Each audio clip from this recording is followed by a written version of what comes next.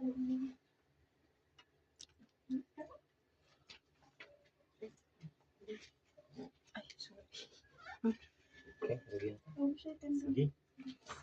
Sa ngalan sa Amahan o sa Anak o sa Espiritu Santo, dedicate pagpanalangin sa balay uban sa tag-iya sa balay Dios o ipadala ang imong balaang mga anghel gikan sa langit sa pagbantay sa paghigugma sa langit din ikaw buhi ug hari hangtod sa kahangturan.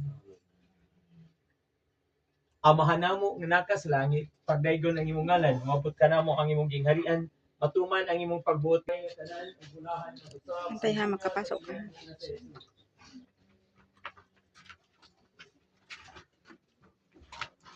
Himaya sa Amahan, Makapasok ka ha.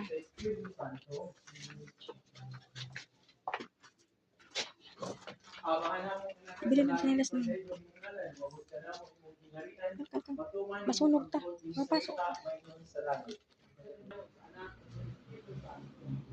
Kasing-kasing sila nagpuyo nining panimalay maabli untalan sa kinahanglanon silang mga isudya kang Kristo magampo kita. Nga ang kayang silang pagtugang sunod ng Kristohanong